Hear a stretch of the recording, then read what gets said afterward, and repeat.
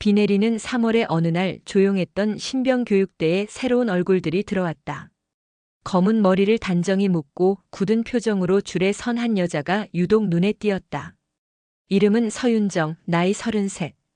이미 대학 졸업 후 사회생활을 하다 군에 자원 입대한 늦깎이 군인이다.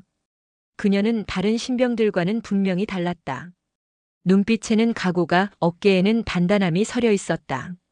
하지만 그 단단함을 본 남자들 대부분은 그것을 불편함이라 받아들였다. 야, 여군이면 조용히 복종이나 해. 까불지 말고. 신병교육 첫날 분대장이라는 이름을 달고 나타난 하정우 하사는 윤정에게 그렇게 말했다. 윤정은 아무 대답도 하지 않았다. 고개만 끄덕이고는 다시 줄을 맞췄다. 하정우는 헛웃음을 지었다. 별꼴이야, 여자 하나 들어왔다고 분위기 망치네. 그날 저녁 생활관에서 남자 훈련병들이 윤정을 주시하는 눈빛은 노골적이었다. 속닥속닥거리며 수군거리는 소리들이 윤정의 귀를 스쳤다. 저런 여자는 군대에 왜 들어오는 거야? 그냥 사무직 앉혀놓지 뭐하러 훈련을 같이 해. 야, 저녁 먹을 때 커피라도 한 잔 따라달라고 해보자. 윤정은 이를 악물었다. 그녀가 여기까지 온 이유는 단순히 도전이 아니었다. 자신이 가졌던 사회생활, 그곳에서 겪었던 끝없는 차별과 조롱. 그리고 매번 입에 담지 못했던 여자라서 안 된다는 말들. 군대라는 공간에서조차 똑같이 마주할 줄은 몰랐다. 신병교육 2주차. 훈련 강도가 점점 높아지고 있었다. 사격 훈련장에서 윤정은 첫 실탄 사격에서 만점에 가까운 기록을 냈다. 조교들 사이에서는 그 여군 잘 쏜다는 말이 돌았지만 남자 훈련병들은 그 실력보다 그녀의 태도에 불편함을 느끼고 있었다. 너무 잘하려고 하지 마. 밉상돼. 옆자리 훈련병 최성민이 윤정에게 말했다. 윤정은 짧게 대꾸했다. 그럼 덜 하라는 건가요? 그냥 적당히 해. 여기선 여자도 조용한 게 미덕이야. 윤정은 말없이 뒤돌아섰다. 하지만 그날 저녁 생활관에서 그녀의 침구는 젖어 있었다. 누군가 몰래 물을 부은 것이다. 이거 누가 그랬습니까? 조교가 묻자 모두가 고개를 저었다. 윤정은 입을 열지 않았다. 군대에서 참는 건 익숙해져야 한다는 걸 알고 있었기 때문이다. 하지만 그날부터 그녀는 일기를 쓰기 시작했다. 기록한다. 오늘도 나는 무시당했다. 그러나 나는 포기하지 않을 것이다. 나를 이길 수 있는 건 결국 나뿐이다. 4주차. 체력평가일. 3km 달리기에서 윤정은 여자 훈련병 중 유일하게 남자 훈련병들과 어깨를 나란히 하며 완주했다. 지켜보던 교관이 박수를 쳤다. 대단하네요. 서훈련병. 하지만 박수 소리 뒤 하정우 하사의 냉소적인 목소리가 뒤따랐다. 지금 잘해봤자 나중에 배식 당번이나 하겠지. 뭘 그리 바득바득해. 훈련이 끝난 후 하사는 윤정을 따로 불러 세웠다. 어이 서훈련병. 나중에 간부 되면 커피도 잘 타야 해. 지금부터 연습 좀 할래? 죄송합니다. 커피는 제 몫이 아닌 것 같습니다. 뭐야? 아, 건방지네. 명령사항입니까? 하정우의 얼굴이 일그러졌다. 말대답이 아니라 정면으로 대응한 태도에 당황한 것이다. 그날 밤 그는 생활관을 돌며 윤정의 주변 사람들에게 서훈련병 좀 튀지 않게 하라며 압박을 넣었다. 결국 이정민이라는 동기 여훈련병이 윤정을 찾아와 말했다. 윤정아, 조금만 참아. 너 너무 눈에 띄니까 자꾸 표적이 돼. 근데 왜 표적이 돼야 하는 건데? 열심히 하는 게 왜 문제야? 여긴 그런 곳이잖아. 여자가 조용히 있으라고. 그냥. 나중에 살아남으려면 눈치 봐야 해. 윤정은 고개를 끄덕였지만 속으로는 생각이 달랐다. 나는 이 시스템 자체를 바꿔버릴 거야. 이 정도로 흔들릴 거면 애초에 들어오지 않았지. 5주차. 훈련소 마지막 주. 종합평가에서 윤정은 최우수상을 받았다. 그것은 그녀의 모든 피와 땀의 결과였다. 하지만 수료식 날 남자 훈련병 일부는 어두운 얼굴로 그녀를 바라봤다. 그리고 그중 하정우 하사는 끝내 입을 뗐다. 여기선 잘났을지 몰라도 실무 나가면 여자 간부는 그냥 거들 뿐이야. 정신 차려. 윤정은 미소를 지었다. 그 실무에서 제가 상관되면 어떡하시려고요? 그 말에 하정우는 비웃음을 터뜨렸다. 그날이 오긴 할까? 그날 밤 윤정은 일기장에 이렇게 썼다. 오늘 나는 무너뜨릴 벽의 크기를 확인했다. 그 벽은 크고 단단하지만 나는 망치가 될 것이다. 그리고 언젠가는 이들을 내 부하로 둘 것이다. 그녀의 군 생활은 이제 막 시작된 것이다. 그리고 이 작은 승리는 앞으로 다가올 거대한 반격의 서막일 뿐이었다. 실무 배치 첫날 서윤정은 깔끔하게 다림질된 군복을 입고 중대 본부의 문을 조용히 열었다. 문을 열자마자 맞이한 건 수십 쌍의 눈동자 그리고 그 안에 담긴 호기심과 불신이었다. 오늘부터 여군 한 명 온다더니 바로 당신이구먼. 무겁게 내려앉은 정적을 깨며 나타난 중대장은 장기철 대위였다. 윤정은 정확하게 격려했다. 중대장님, 해병대 여중이 서윤정, 부임 인사드립니다. 장기철은 대꾸 대신 그녀를 위아래로 훑어봤다. 생각보다 군기가 서 있긴 하네. 일단 분위기 좀 보지 뭐. 정식 인사 후 그녀는 중대 회의실에 안내됐다. 문을 열자마자 안에는 상사급 남군 간부들만 있었다. 중위 이상의 계급, 대부분 40대 이상. 그리고 모두가 그녀를 보며 일제히 웃었다. 오늘부터 여기 담당이야? 커피는 지난 걸로 부탁해요. 에이, 첫날부터 그런 거 시키면 안 되지. 회식할 때 분위기 띄우는 것부터 천천히. 회의 주제는 간단한 업무 분배였지만 내내 시선은 그녀의 얼굴과 몸에 쏠려 있었다. 말로는 새로운 중이라 부르면서도 실제로 그녀를 보는 시선은 참을 수 없을 정도였다. 그러나 윤정은 표정을 바꾸지 않았다. 다과 준비는 제가 담당이 아닙니다. 뭐라고? 작전회의 참석차 온 거지 다과 담당으로 온 게 아닙니다. 말끝이 날카로워지자 장기철 대위가 손을 들었다. 됐어. 윤중이는 너무 딱딱하네. 우리 여군들이랑 좀 다르네. 근데 말야, 해병대 출신이라더니 얼마나 오래 버틸 수 있을지 두고 보자고. 그날 오후 그녀는 자신의 책상에서 업무를 정리하던 중 장기철 대위가 슬쩍 다가왔다. 윤중이, 오늘 저녁 회식 있거든. 같이 가자고. 신입은 얼굴도 비춰야지. 남자들 사이에 여자가 있어야 분위기가 사는 거 알잖아. 죄송합니다. 오늘은 부대 내 적응을 위해 정비 시간으로 계획해 두었습니다. 뭐라고? 내가 가자고 하는데도? 예, 업무에 집중하고 싶습니다. 정적이 흘렀다. 장기철 대위는 그녀를 뚫어지게 바라보더니 작게 중얼거렸다. 재수없게 굴다가 왕따나 되지 말길 바라. 그리고 저녁 회식. 윤정은 가지 않았다. 그날 이후부터 중대 내부의 회의 및 보고 문서에서 그녀는 종종 제외되기 시작했다. 배포받아야 할 문건이 늦게 전달되거나 실무 관련 정보 공유에서 배제되기도 했다. 하지만 그녀는 예상했다. 나는 반기를 든 것이다. 단순히 불편해서가 아니라 틀렸기 때문이다.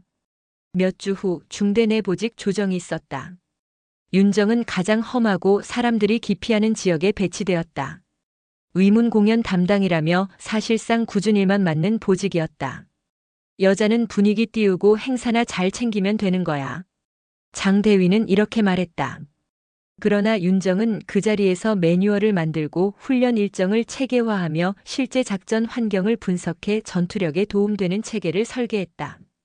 며칠 후 그 내용은 상부에 보고되었고 연대 주임원사가 직접 전화를 걸어왔다. 서중이, 당신이 만든 문서 나도 봤네. 이거 실무에서 써먹을 수 있겠어. 나중에 훈련 참관도 가능할까? 예, 준비해두겠습니다. 장기철 대위는 표정이 굳었다. 누가 그런 문서를 승인했지? 연대에서 먼저 연락 왔습니다. 이건 내 부대야. 누가 먼저 누가 나중인지 잊지 마. 윤정은 말없이 고개 숙였지만 눈빛은 흔들리지 않았다. 위에서 본다면 결국 달라질 수 있다. 나는 위로 갈 것이다. 며칠 후 중대장의 호출. 서중이, 보직 변경이네.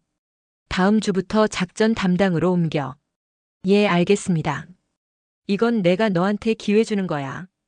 오해하지 마. 실무가 얼마나 빡센지 겪어보라고. 그녀는 대답했다. 감사합니다. 그게 제가 원하는 길이니까요. 그날 밤 윤정은 일기를 썼다. 조용히 복종하라고 말했던 그들. 나는 조용히 무너뜨리고 있다. 작전과로 보직 이동한 첫날, 윤정은 묵직한 군화 소리를 내며 작전실 문을 열었다.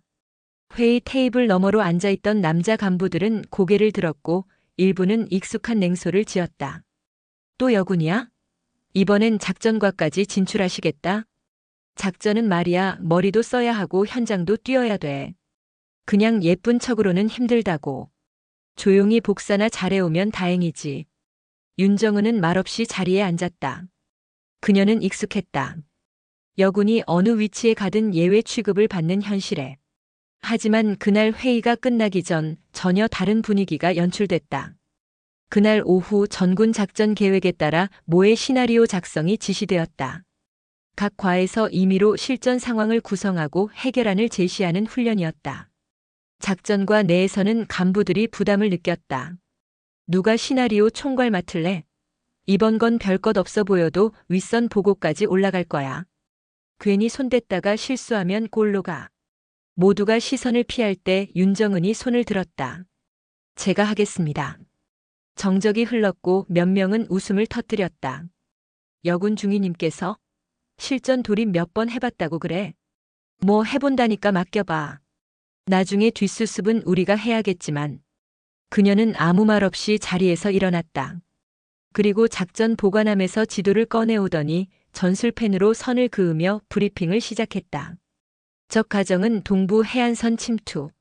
초기 강습부대는 3개 중대로 구성되며 통신 교란 및 항공 지원 가능성 있음. 우리 측 초기 대응은 강습로 차단보다 지형 활용한 유도작전이 효과적입니다. 15분 만에 그녀는 지역 환경, 기상 변수, 병력 배치, 보급선까지 정리된 시나리오를 완성했다. 회의실은 조용했다. 단 한마디 말도 나오지 않았다. 그녀가 접은 마지막 지도 위 표기된 작전 흐름도는 프로 작전 장교의 그것이었다. 최상급 보고서는 연대 참모회의로 바로 올라갔고 며칠 후 연대장이 직접 작전실에 들렀다. 이 자료 누가 만든 건가? 모두가 윤정은을 바라보았다. 제가 만들었습니다, 연대장님. 특전사 근무 경력 맞지? 예, 해병 특수수색대 소속으로 2년 8개월 근무했습니다. 그제야 주변 간부들은 충격을 받은 듯 눈을 동그랗게 떴다. 그럼 실전 경험도 꽤 있는 거네. 이라크 PKO 파병 시 민간인 구조 임무에 투입됐었습니다. 그 외 고산 침투 훈련, 야간 도하, CQC 근접 전투 포함입니다. 누군가 작은 목소리로 말했다. 특수부대? 그러니까 그냥 예쁜 여군이 아니었네. 그날 저녁 윤정은의 이름은 부대 안에서 다시 회자되기 시작했다. 단순히 이상한 여군이 아닌 건드리면 위험한 여군으로. 하지만 시기와 질투는 오히려 더 커졌다. 하긴 여군 하나 군기 빠지면 윗선에서는 더 감싸주더라. 작전 시나리오 하나 잘 만들었다고 뭘 그렇게 떠들어대? 그녀는 알고 있었다. 진짜 실력은 몇 번의 업무 능력으로 증명되는 것이 아니라는 걸. 난 보여줘야 해.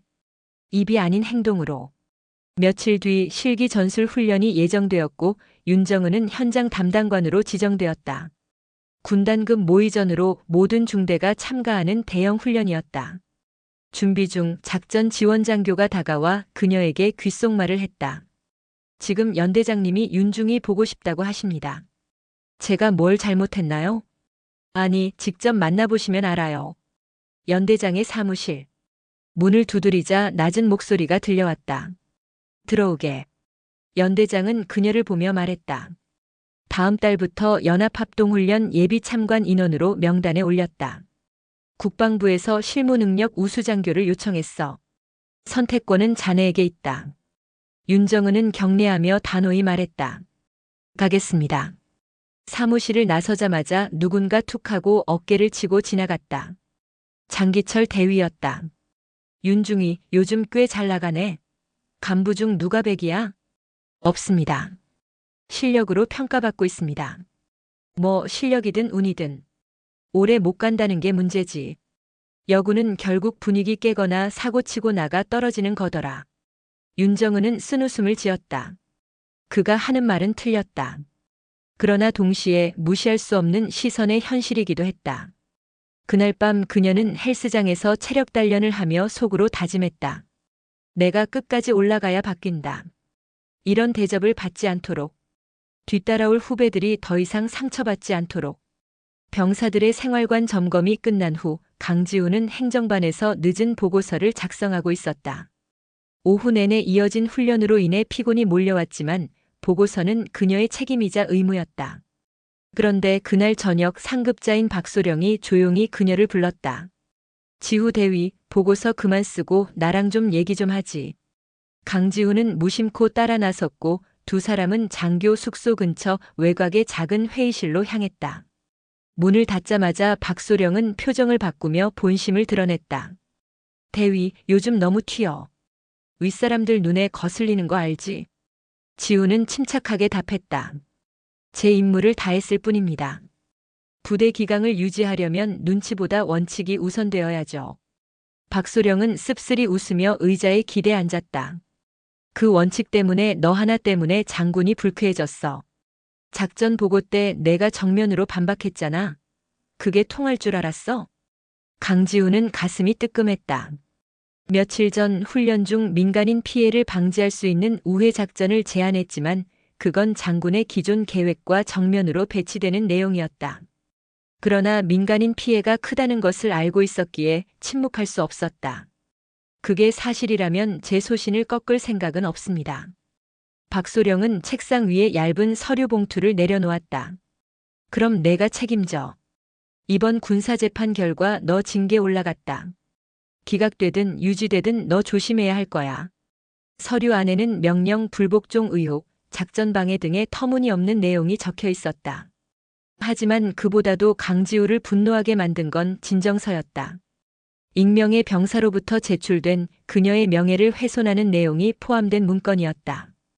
여군이라는 이유로 상관의 명령에 협조하지 않음. 권위적이며 병사들을 위협적으로 통솔함. 사실이 아니었다.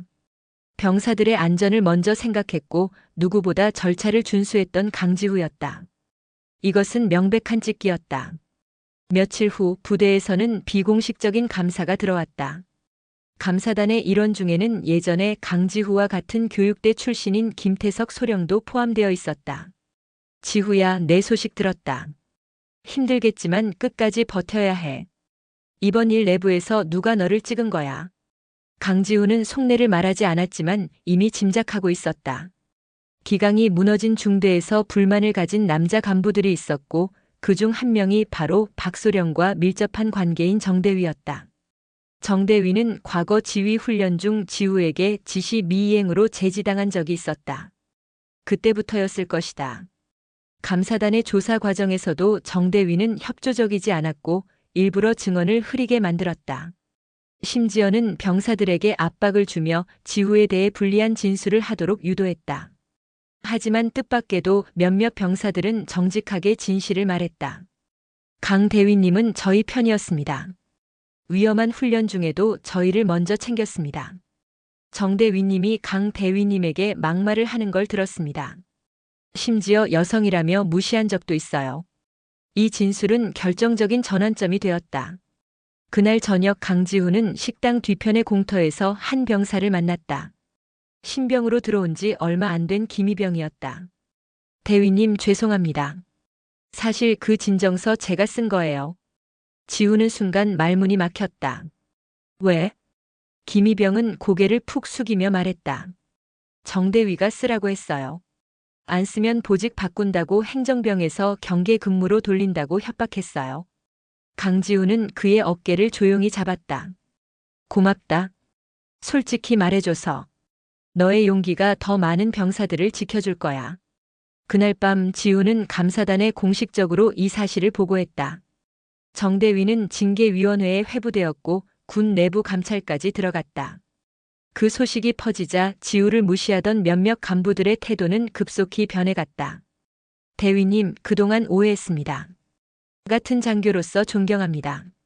하지만 강지우는 미소만 지었을 뿐 아무런 대꾸도 하지 않았다. 진정한 권위는 말이 아닌 행동에서 나오는 것이니까. 며칠 뒤 군단장 주재 회의에서 강지우는 정식으로 해명할 기회를 얻었다. 그리고 그녀는 누구보다 논리적으로 철저하게 보고서를 발표했다. 작전 도중 위험했던 상황, 자신이 선택한 판단, 그리고 그 결과까지. 회의실에는 정적이 흘렀다. 군단장은 잠시 생각에 잠기더니 말했다. 강지후 대위. 당신은 군인으로서 해야 할 일을 했을 뿐입니다. 그리고 그 결정은 옳았다고 본다. 그 말 한마디로 그녀는 완전히 복권되었다. 더 나아가 작전 지휘 능력을 인정받아 대대 작전 참모로 발탁되었다. 하지만 그녀는 알았다. 이 조직 안에서 여군이 상관이 되기까지 얼마나 많은 장벽이 있는지, 그리고 그것을 무너뜨리는 일이 얼마나 외롭고 고된 싸움인지를. 그러나 포기하지 않겠다고 다짐했다. 자신이 버티고 있는 동안 후배 여군들은 더 나은 길을 걸을 수 있을 거라고 믿으며, 그녀는 복도 끝 자신의 사무실 문을 열며 생각했다. 지금부터가 시작이다. 강지후 대위 9시까지 작전실로. 새벽부터 울린 호출기에 강지우는 불이 나게 군복을 여몄다. 전날 밤 늦게까지 야간 훈련 브리핑을 정리하느라 채 서너 시간밖에 못 잤지만 상관이 된다는 건 곧 누구보다 먼저 움직이는 것이었다. 작전실 문을 열자 낯선 기류가 그녀를 감쌌다. 커다란 탁자에 둘러앉은 군복 차림의 남자들 사이에서 단 한 명의 여성인 지우는 명백히 이질적 존재였다. 어라, 신참 작전 참모가 강지후 대위였나? 소령 계급장의 중년 남성이 그녀를 훑더니 비웃듯 말했다. 이제 여군이 참모 자리도 꿰차는 세상이 됐구만. 모두가 듣는 자리에서 뱉은 그 말. 그 말에 누군가는 웃었고 누군가는 시선을 피했다. 하지만 강지우는 단 한순간도 눈을 내리깔지 않았다. 강지후 대위 작전 참모입니다. 지적 있으시면 작전 내용으로 주십시오. 그녀는 차분하게 말하며 회의 자료를 하나씩 배포했다. 잠시 정적이 흘렀다. 가장 먼저 자료를 받은 중령이 페이지를 넘기며 말했다. 이거 직접 작성한 건가? 예, 어제 훈련 피드백을 반영해서 재편성했습니다. 산악지형 침투에 한계가 있었기에 경로를 조정했습니다. 한쪽에서 킥하고 웃음이 새어나왔다. 군단장이 보라고 한 보고서에 내가 손댔다는 거야? 그녀는 흔들리지 않았다. 명령이 아닌 지시였고 저는 현장 상황을 정확히 반영해야 했습니다. 이 말에 일부 간부들은 인상을 찌푸렸지만 군단장 보좌관으로 나온 박중령은 고개를 끄덕였다. 강 대위 발표해봐. 당신 판단이 맞는지 확인해보자고. 30분간 이어진 강지후의 발표는 군더더기 없이 정확했다. 전술, 지형 분석, 병참 소요까지 모든 면에서 빈틈이 없었다. 발표가 끝났을 때 회의실에는 묘한 침묵이 흘렀다. 누구도 그녀의 판단을 공개적으로 반박하지 못했다. 그러나 진짜 시련은 회의 이후부터였다. 그날 오후 강지우는 무선으로 호출을 받았다. 강 대위, 연막탄 보급 누락 관련 보고서 제출 안 한 이유 뭡니까? 보급관인 오상사였다. 지우는 순간 당황했다. 그녀는 확실히 보고서를 작성해 상신했기 때문이다. 오상사님, 제가 어제 오후에 시스템에 등록했습니다. 확인해 보시죠. 하지만 오상사는 콧방귀를 뀌었다. 등록된 거 없던데? 내가 확인했어. 지휘 통제실에서도 없다고 하더군. 이건 명백한 작은 방해였다. 지우는 곧바로 시스템에 로그인해 로그 기록을 열람했다. 분명히 그녀의 등록 시간과 내용이 남아 있었다. 심지어 시스템 관리자 권한으로 수정 시도한 흔적까지 있었다. 누군가 고의로 내 보고를 지우려 했어. 지우는 즉시 이 사실을 행정실에 보고하고 시스템 담당관에게 백업 파일을 요청했다. 그리고 그 안에서 뜻밖의 사실을 발견한다. 보고서 수정 로그의 사용자 계정 정대위. 지우를 군사재판에 넘기려 했던 바로 그 인물이다. 그날 밤 지우는 갈등 끝에 직접 정대위를 찾아갔다. 그는 아무렇지 않은 표정으로 막내 간부들과 당직자실에 앉아 있었다. 정대위님, 제 보고서를 수정하셨죠? 뭐라는 거야? 말 조심해. 시스템 로그 다 확보했습니다. 공식 절차로 넘어갈 수도 있어요. 하지만 지금이라도 솔직히 말씀하시면. 정대위는 헛웃음을 흘렸다. 그래서 여군이 조금 진급했다고 이제 나한테 경고까지 해? 그의 말투는 도리어 당당했다. 그 순간 지우는 깨달았다. 이 싸움은 단순한 업무 분쟁이 아니었다. 군대라는 조직에서 여성이 권한을 가지는 것 자체를 불편하게 여기는 이들의 오래된 벽과의 싸움이었다. 며칠 후 군단 감사실에서 연락이 왔다. 정대위의 시스템 불법 조작이 확인되었고 군단장이 직접 경고 조치를 내렸다는 내용이었다. 하지만 그는 좌천되거나 징계받지 않았다. 단지 보직 변경 끝이었다. 지우는 분노했지만 그 감정을 겉으로 드러내지 않았다. 그저 더 조용히, 더 철저하게 일을 해나갔다. 그녀는 무너뜨릴 수 없는 벽 앞에서 기초부터 허물기로 방향을 바꾼 것이다. 그날 밤 지우는 일과를 마치고 침상에 앉아 조용히 사진 하나를 꺼내들었다. 해병 특수전 교육 수료 당시 바닷바람 맞으며 찍은 사진. 그때 그녀는 눈도 제대로 못 뜨고 있었다. 하지만 그 눈빛 속에는 두려움이 아닌 결심이 있었다. 이게 뭐라고 이렇게 힘들지. 혼잣말처럼 중얼이고는 다시 사진을 넣었다. 곧이어 문자 한 통이 도착했다. 이정아 중령 내일 훈련장 같이 보자. 다음 작전은 내가 주도할 거다. 지우는 핸드폰 화면을 조용히 바라보며 미소 지었다. 이제 그녀는 더 이상 여군이라는 이유로 구석에 있는 존재가 아니었다. 그녀는 작전을 지휘하는 상관이었다. 지우가 맡은 훈련은 사단 단위의 대규모 야전 전술 훈련이었다. 지휘 통제 차량 안에서 무전기를 통해 작전을 지휘해야 하는 임무였다. 하지만 훈련 첫날부터 이상한 공기가 감돌았다. 작전은 내가 한다. 강 대위는 옆에서 보조만 해. 전임 작전과장이었던 윤중령이 이렇게 못을 박았다. 명목상 강지후 대위가 작전 지휘자였지만 현장에서는 여전히 그녀를 보조로 취급하고 있었다. 지우는 묻지 않았다. 단지 관찰했고 기록했다. 첫날 지휘 판단 오류로 후방 병력이 고립되는 일이 발생했지만 윤중령은 이를 숨기고 보고를 생략했다. 그녀는 그것을 명백히 기록해 상부에 보고하려 했지만 다른 간부들이 그녀를 막아섰다. 강 대위, 이건 내부 일이야.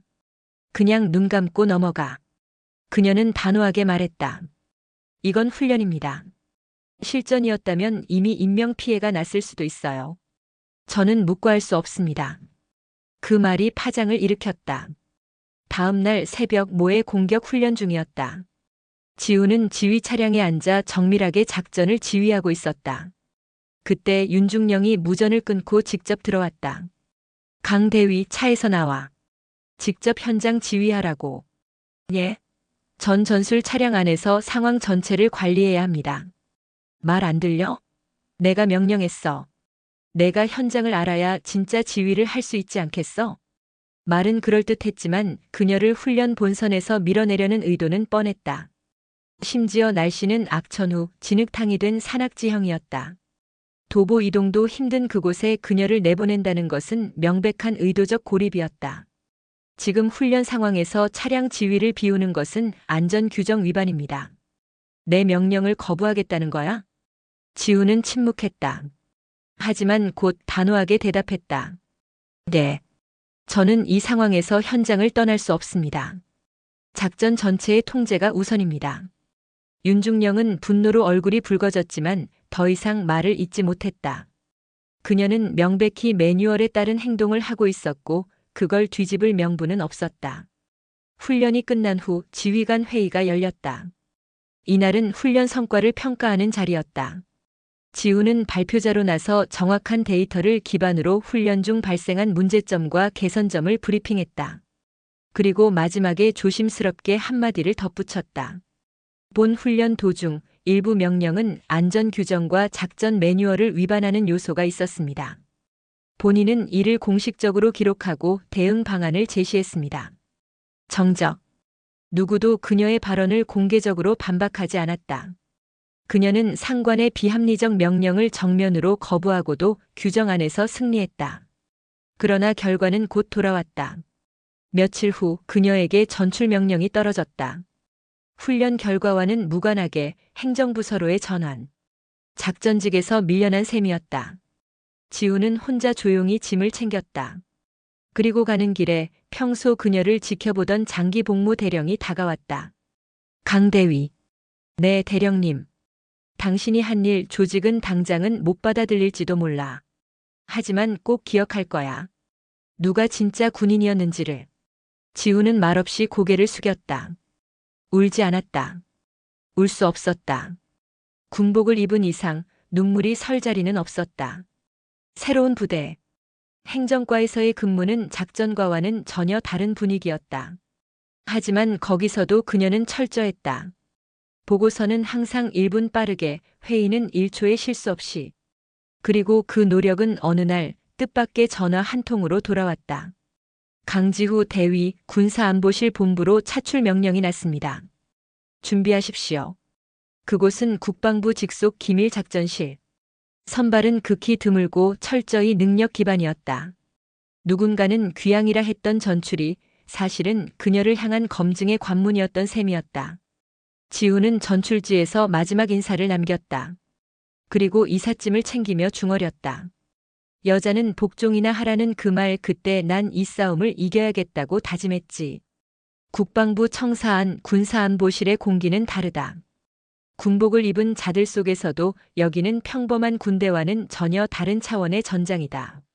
강지후 대위는 이곳의 공기를 처음 들이마셨을 때 자신이 다시 군인이 되었구나라는 걸 깨달았다. 군사안보실은 실전 이상의 실전이 펼쳐지는 곳이다.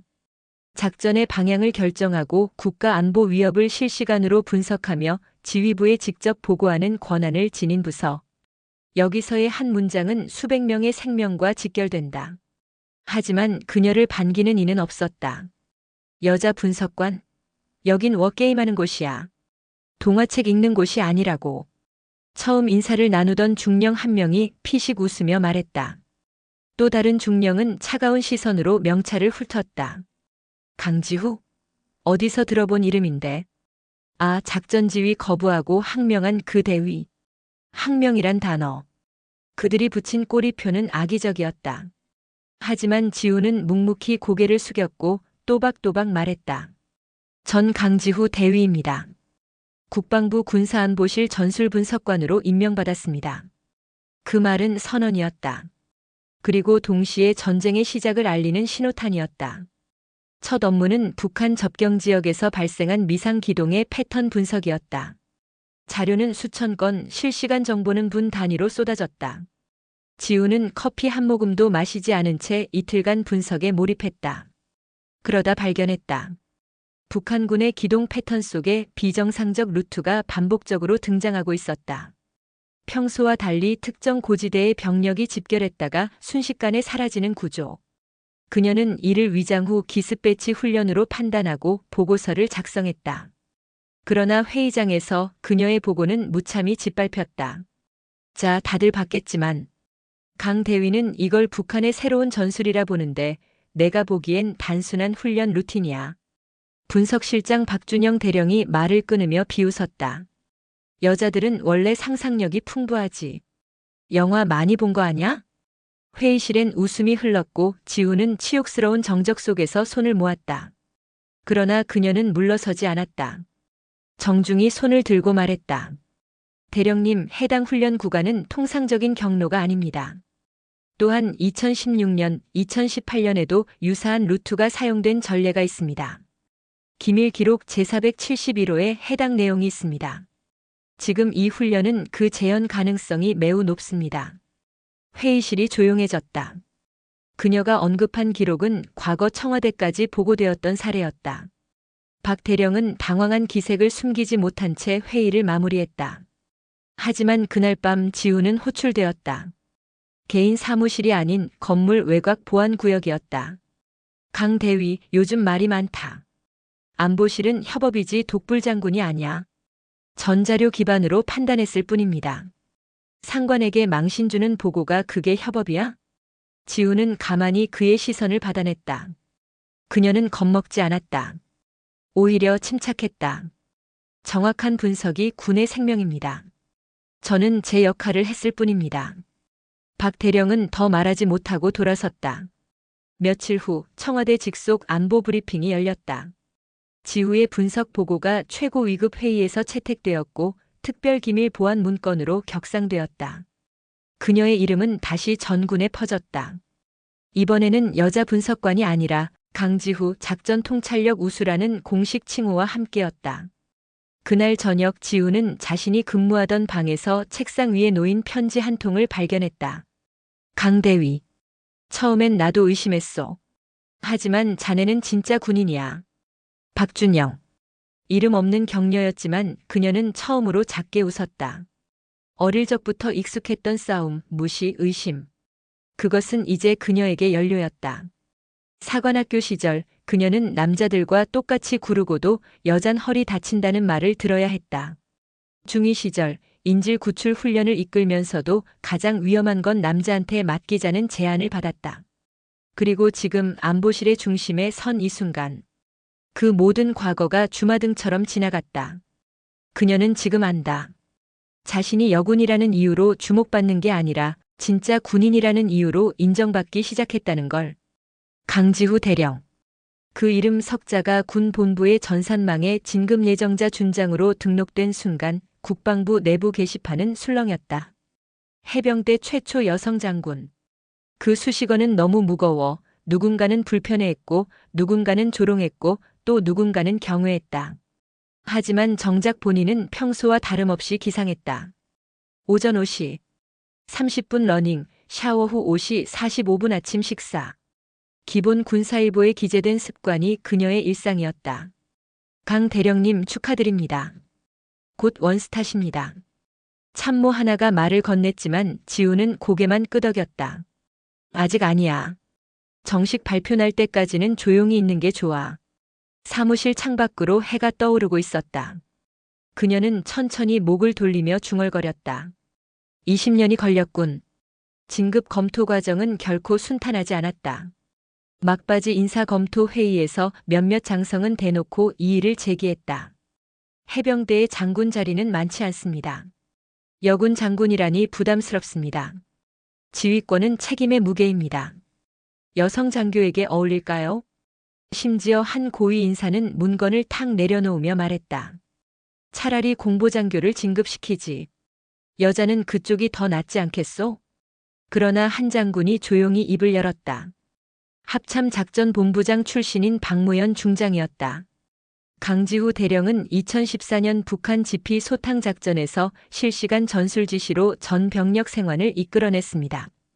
2021년 합동참모본부 모의전에서도 6회공 통합작전에서 98% 승률을 기록했죠.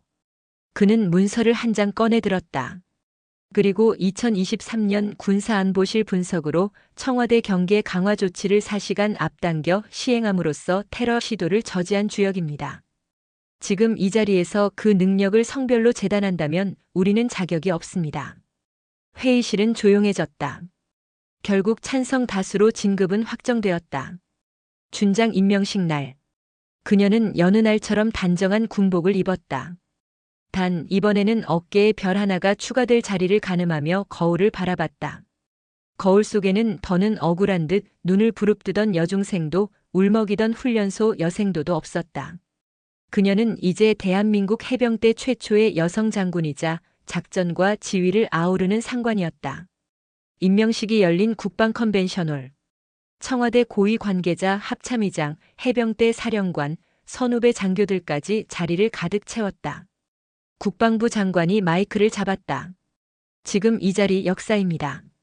장관의 손이 지우의 어깨에 작게 얹혔다. 어깨 견장 위로 은색 별 하나가 조용히 부착되었다. 그 순간 카메라 셔터 소리와 함께 장내가 정적에 잠겼다. 누군가 천천히 기립했다. 그리고 모두가 따라 일어섰다. 그 누구도 강지후 장군을 여자로 부르지 않았다. 그날부터 그녀는 상관이었다. 행사 후 기자들이 몰려들었다. 장군님 기분이 어떠신가요? 여성으로서의 어려움이 있었다면? 앞으로 여성 장교들에게 해주고 싶은 말씀이 있다면요? 지우는 짧게 웃었다. 저는 여성 장군이 아닙니다. 해병대 장군입니다. 그리고 돌아섰다. 그 순간 오래전 누군가의 비웃음이 귓가를 스쳤다. 야, 여군이면 조용히 복종해. 지우는 조용히 입을 열었다. 그 조용한 복종이 이제 해병 전체를 움직입니다. 그날 밤 부대에 돌아온 그녀는 가장 먼저 방문한 곳이 있었다. 해병대 교육훈련단.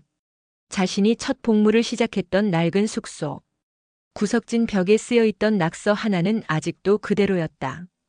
여자는 전쟁을 모른다. 지우는 가만히 손으로 그 글씨를 문질렀다. 그리고 조용히 검지로 글자를 덧썼다. 그러나 여자는 끝까지 버틴다. 기상. 고막을 찢는 듯한 고함 소리. 그 소리에 강지우는 반사적으로 몸을 일으켰다. 해병대 훈련소 첫날이었다. 자명종도 없이 새벽 4시 30분이면 무조건 일어나야 했고 늦잠은 존재하지 않았다. 머리는 빡빡 밀렸고 자신의 이름 대신 10번 훈련병으로 불렸다. 하지만 가장 낯설고도 서글펐던 건 여성 훈련병은 군기가 약하다는 시선이었다. 야, 너희는 그냥 모양새지. 남자 훈련병들이 진짜야. 남자 교관 한 명이 지후와 동기들에게 차가운 눈빛을 보냈다. 그 말에 누군가가 조용히 피식 웃었다. 지우는 그 웃음을 잊을 수 없다. 여자 주제의 군대라니. 그 눈빛은 그렇게 말하고 있었다. 하루는 PT 체조 중이었다. 비가 퍼붓는 가운데 땅은 진흙밭이 되었고 훈련복은 흙탕물에 절었다. 교관은 고함쳤다. 여훈련병 열외. 남자들도 감당 못해. 저 따위로 무슨 해병이야. 순간 지우는 튀어나왔다. 열외 안 하겠습니다. 끝까지 하겠습니다. 교관이 그녀 앞으로 다가왔다. 정강이를 차며 말했다. 이게 명령이다. 열외해. 여자 주제에 끼어들 생각하지 마. 지우는 눈을 질끈 감았다. 그러나 눈물은 나오지 않았다. 오히려 이상하게 입술이 올라가고 있었다. 그래, 이제 진짜 해병대다. 밤엔 정신교육이 이어졌다. 다른 동기들이 졸 때 지우는 눈을 부릅떴다. 그녀는 졸지 않았다. 아니, 졸 수 없었다. 왜? 단 한 번이라도 긴장을 놓치면 다음 날 누군가의 고의적인 실수로 훈련이 지옥이 될 수 있었기 때문이었다. 실제로 그랬다. 야, 너군가 틀렸잖아. 여군은 왜 이렇게 멍청하냐? 누군가 지우의 등을 세게 쳤다. 남자 동기 중 하나였다. 지우는 조용히 돌아섰다. 틀린 거 없다. 다시 들어봐. 그는 짜증을 냈고 다시 등을 밀쳤다. 지우는 주먹을 불끈 쥐었지만 참고 돌아섰다. 그날 이후 그녀는 그를 적으로 기억했다. 훈련소의 마지막 날. 행군 30km. 비는 또 쏟아졌고 군화 안에 물이 들어찼다. 머리에 쓰는 철모는 빗물로 무거워졌고 등짐은 진흙으로 2배가 됐다. 남자 훈련병들조차 1명, 2명 무릎을 꿇기 시작했다. 그때 지우는 이를 악물고 계속 걸었다. 훈련병 강지후. 완주했습니다. 그녀의 목소리는 쉰 상태였고 눈밑은 멍이 들었다. 하지만 어깨는 당당했다. 훈련소장도 중대장도 말없이 그녀를 바라보았다. 그 순간이었다. 어느 날 그녀에게 비아냥거리던 그 남자 동기가 다가왔다. 야, 미안. 너 진짜 대단하더라. 지우는 고개를 끄덕였다. 해병은 남녀가 아니야. 살아남는 자가 해병이지. 그 말은 이후 그녀가 중대장이 되고 대대장이 되고 장군이 되기까지 항상 그녀의 가슴 속에서 울렸다. 부대 배치 첫날. 그녀는 해병 유교단 정보과에 배속되었다. 전투부대와는 거리가 먼 자리였지만 지우는 불만이 없었다. 이 자리가 기회라는 걸 알았기 때문이다. 그녀는 하루 3시간도 자지 않았다. 상관의 명령 없이도 스스로 작전 지도와 지형도를 분석했고 북한군의 주요 동선 자료를 밤새 정리했다. 그 결과 어느 날 작전 상황판 앞에서 지휘관이 그녀를 불렀다. 강상병, 이 좌표는 어떻게 알았나? 지난 3개월간 정찰 데이터와 북측 탄도 자료를 분석했습니다. 패턴이 반복됐습니다. 그 지휘관은 멍한 눈으로 그녀를 보더니 중대장은 대체 뭐 했나? 라고 말했다. 그 순간부터였다. 강지후의 이름이 부대 내에서 정보통으로 불리게 된 건 수년 후. 그녀는 다시 한번 전환점을 맞는다. 남자들이 압도적으로 많은 특수정찰중대로 전출을 자원한 것이다. 그때 모두가 말렸다. 거긴 안 돼. 여자는 못 버텨. 그러나 지우는 웃으며 말했다. 그 말 익숙하네요. 그녀는 버텼다. 아니, 버틴 정도가 아니었다. 낙하 훈련, 생존술, 무박 2일 정글 이동. 모든 훈련에서 상위권 성적. 심지어 사격 훈련에선 전 중대 최다 표적 명중 기록을 세웠다. 그리고 작전 하나에서 그녀는 결정적인 역할을 하게 된다. 전출받은 지 석 달째 강지우는 마침내 실전 작전 투입 명령을 받았다. 지역은 서북도서 전방, 북방 한계선 인근. 정보는 한 줄. 침투조 추정 적군 식별, 긴급 정찰 필요. 오전 3시 작전 브리핑실. 어둠 속에서 붉은 라이트 아래 중대장이 목소리를 낮췄다. 이번 작전은 장기전이 아니다. 도달해서 확인, 상황 복귀 보고. 단순 정찰이다. 하지만 단순하다는 말에 지우는 속으로 비웃었다. 북방 한계선에서의 정찰에 단순한 건 없다. 그곳은 언제 총알이 날아들어도 이상하지 않은 그야말로 살아있는 전장이었다. 강지우 하사, 이번 작전 내가 조장이다. 그 말에 동료들의 표정이 살짝 일그러졌다. 아직도 몇몇은 그녀를 여자라는 틀 안에서 보고 있었다. 이동은 군용 RIB 보트로 시작됐다.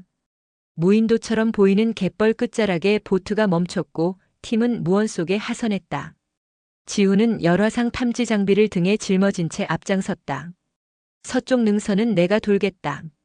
동쪽은 병장 최후방은 상병 유가 맡아. 하사님 괜찮겠습니까? 앞장서시면. 누가 조장이지? 지우는 짧게 물었고 최병장은 대답 없이 고개를 끄덕였다. 서쪽 능선을 따라 오르던 중 지우는 작은 잔디밭 아래 이상한 흔적을 발견했다. 가벼운 발자국. 그것도 군화 크기가 아닌 작은 사이즈. 그리고 곧 이어 폐열 감지기가 경고음을 냈다. 전방 50m 미확인 열원 감지. 지우는 손으로 제스처를 취하며 팀을 멈춰 세웠다. 이어 귀에 장착한 무전기를 눌렀다. 중앙 확인, 목표 식별 불가. 은밀히 접근하겠다. 그녀는 수풀 속으로 몸을 낮췄다. 온몸은 진흙과 이슬에 젖었고 호흡은 느려졌다. 그러나 눈동자는 초점이 살아있었다.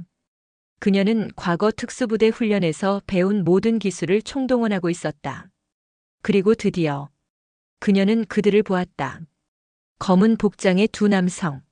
소총을 든 채 은폐 중이었으며 휴대한 쌍안경을 통해 남쪽을 관측 중이었다. 그 순간 지우는 판단했다. 이건 단순 정찰이 아니다. 이들은 넘어온다. 곧 움직일 거다. 즉시 상부에 보고해야 했지만 동시에 철수 시점도 고려해야 했다. 그녀는 빠르게 신호를 보냈고 팀은 흩어진 지점으로 후퇴했다. 복귀 보고 이후 부대는 정식 작전으로 전환되었다.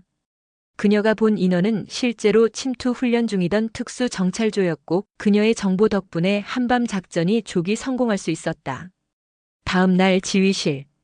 지휘관은 회의 중 그녀의 이름을 언급했다. 강 하사, 이번 작전에서 결정적 역할을 했습니다. 비로소 우리 부대에 여성 장교가 존재해야 할 이유를 보여줬습니다. 회의장 한쪽 입을 굳게 다물던 일부 남성 장교들이 시선을 내렸다. 이후 그녀는 진급했다. 하사에서 중사 그리고 중위. 계급이 바뀔수록 사람들의 시선도 조금씩 달라졌다.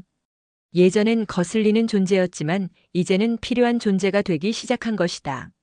하지만 모든 것이 순탄하진 않았다. 새로운 직책에서의 첫 브리핑.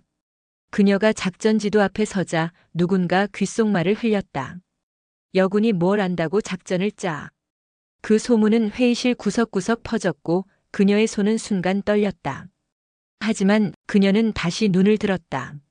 저는 여군이 아니라 이 작전의 책임자입니다.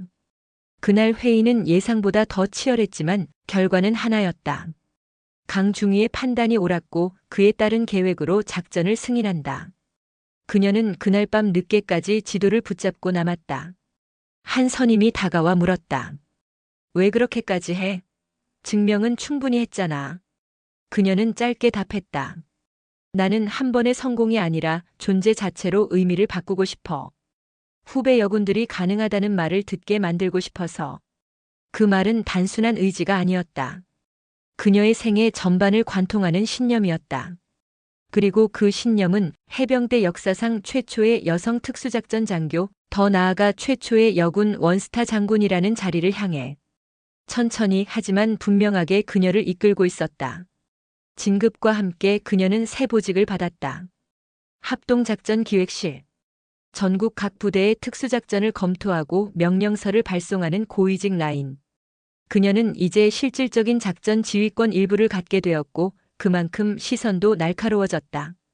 강중위, 보고서 검토가 너무 빠릅니다. 그게 가능한 속도입니까? 처음엔 그저 피곤한 지적처럼 보였던 그 말은 반복되자 의도적인 견제로 바뀌었다. 이번엔 누가 보냈는지 알지? 장군 아들 말이야. 괜히 까다롭게 굴지 마. 규정상 보완이 필요합니다. 임명과 연결된 문제니까요. 강지우는 결코 타협하지 않았다. 그러나 돌아오는 건 동료들의 꺼림칙한 시선. 괜히 나섰다가 다칠라.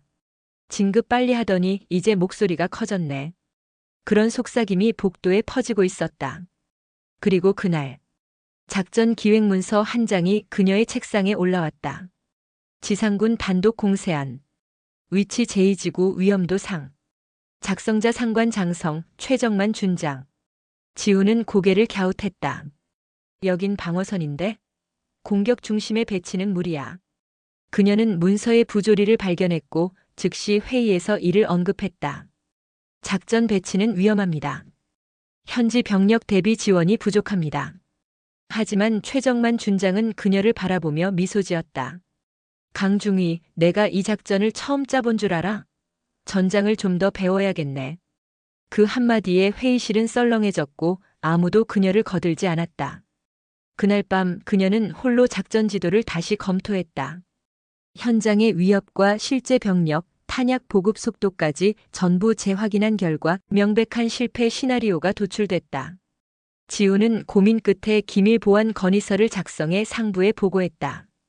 그 보고서가 도달한 지 이틀 뒤 상부에서 작전 보류 명령이 떨어졌고 최정만 준장은 난색을 표했다. 요즘 너무 나서는 거 아니야, 강중위? 전 장병들의 생명과 직결되는 사항입니다. 좋아. 그러면 다음 인사이동 때 내 이름이 빠져도 이상하진 않겠군. 보복은 빨랐다. 다음 달 그녀는 접경지역 탄약 보급소 관리부서로 전출되었다. 사실상 좌천이었다.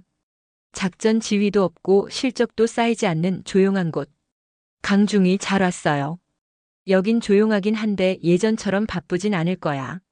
세부서 선임 장교가 조심스레 말을 건넸다. 그녀는 말없이 고개를 끄덕였다. 하지만 속으로는 다짐하고 있었다.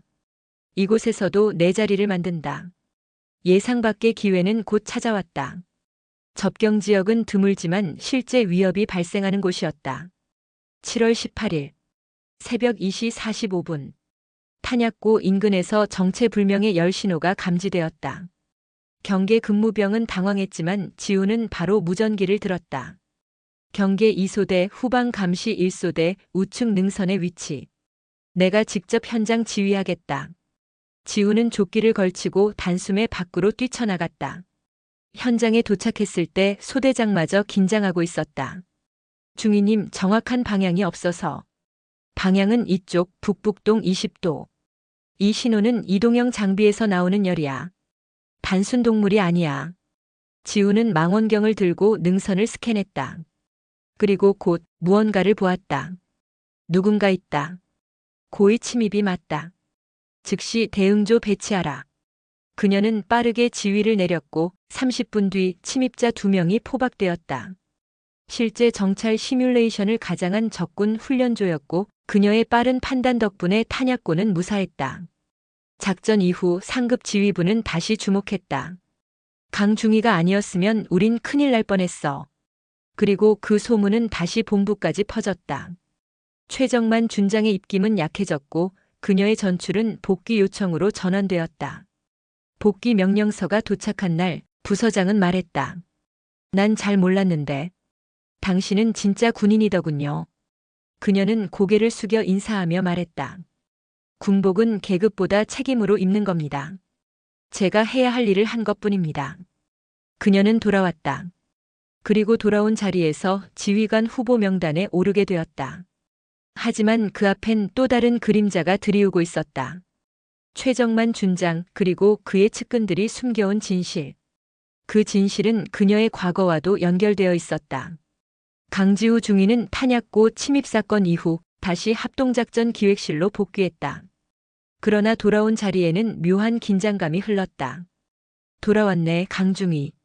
예전엔 말도 섞지 않던 몇몇 장교들이 이제는 그녀를 조심스럽게 대하기 시작했다. 그녀는 곧 깨달았다. 한 번의 성과로 얻은 건 신뢰가 아닌 견제였다. 강중위, 이건 당신이 다룰 문서가 아니야. 지휘 책임이 큰 작전 문서를 들여다보는 그녀에게 상급자 한기영 소령이 딱 잘라 말했다. 이전부터 하던 절차입니다. 확인 후 피드백 드리겠습니다. 말귀를 못 알아듣나? 당신이 발 디딜 자리가 아니라는 거야. 이전과 다른 건 지우는 이제 움츠러들지 않는다는 점이었다. 소령님, 제가 발 디딜 자리는 제가 정합니다. 병사 하나하나 목숨이 달린 작전이라면 계급보다 양심이 먼저입니다.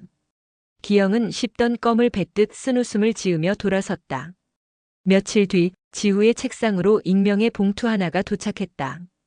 봉투 안에는 익숙한 인장과 함께 제2지역 작전 예비안 기밀보고서 사본이 담겨 있었다.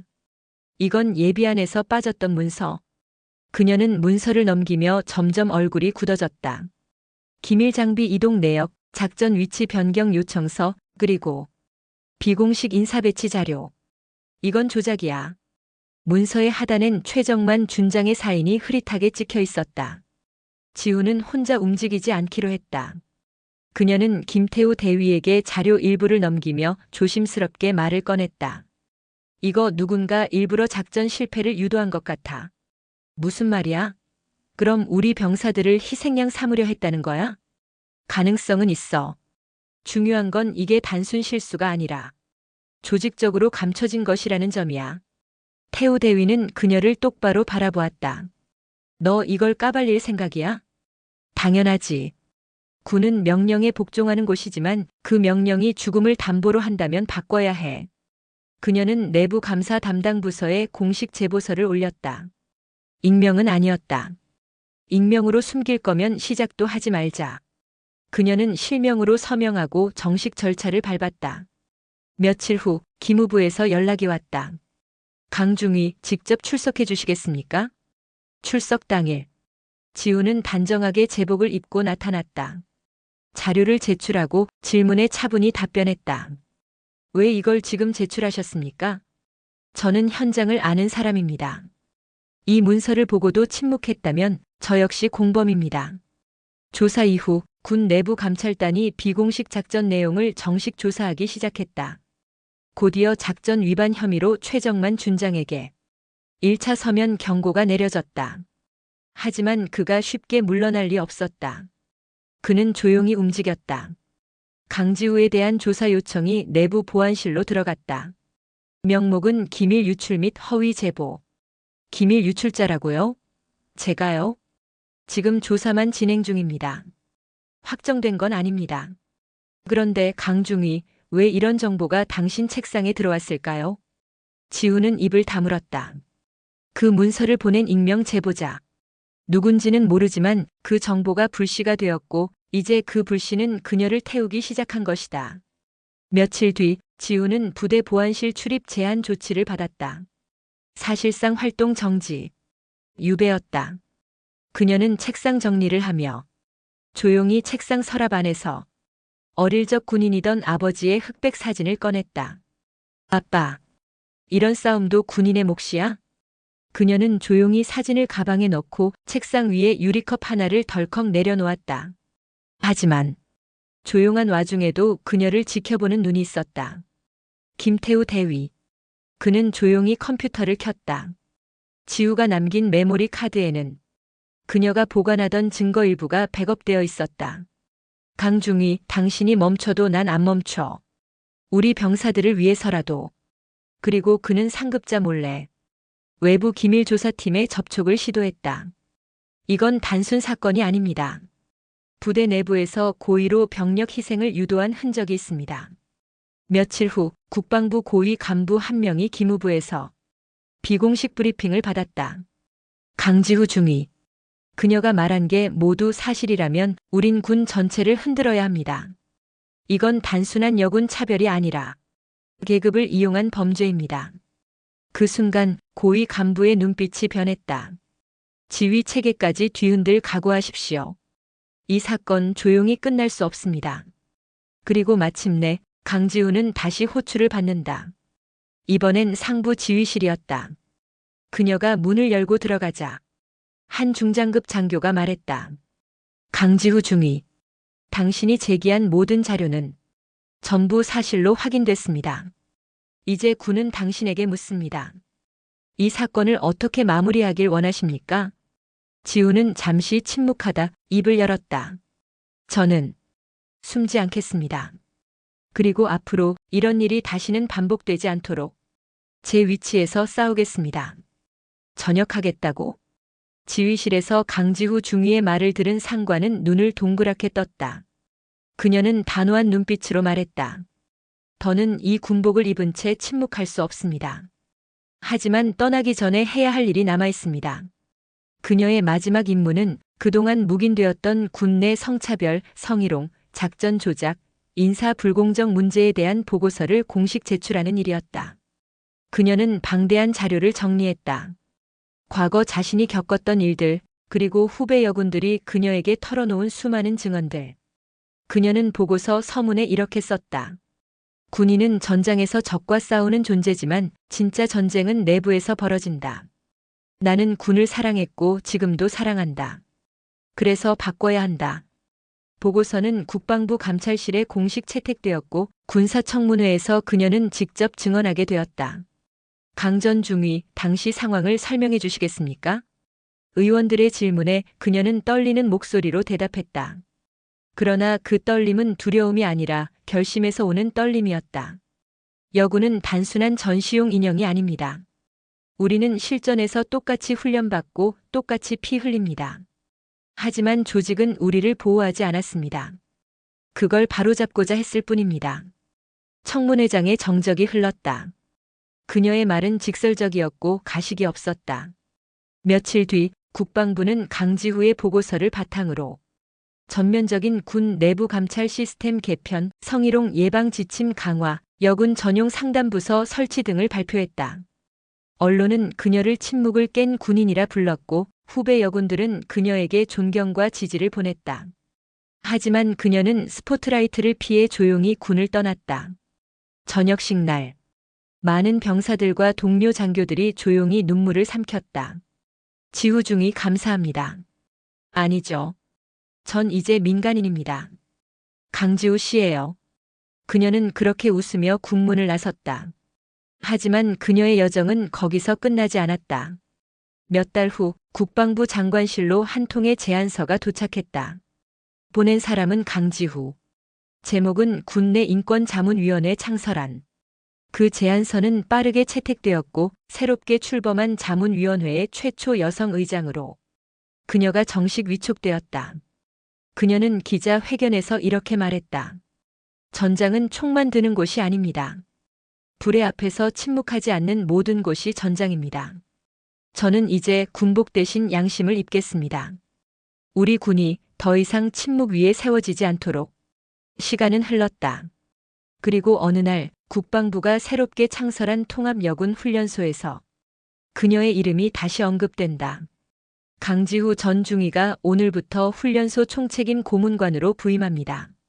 그녀는 다시 제복을 입었다. 이번엔 별을 단 장군의 제복이었다. 그녀는 대한민국 최초의 해병대 여성 원스타 장군이 되었다. 수많은 조롱과 시선 속에서도 자신의 가치를 잃지 않았던 한 여군의 이야기는 이제 후배들을 위한 길이 되었다.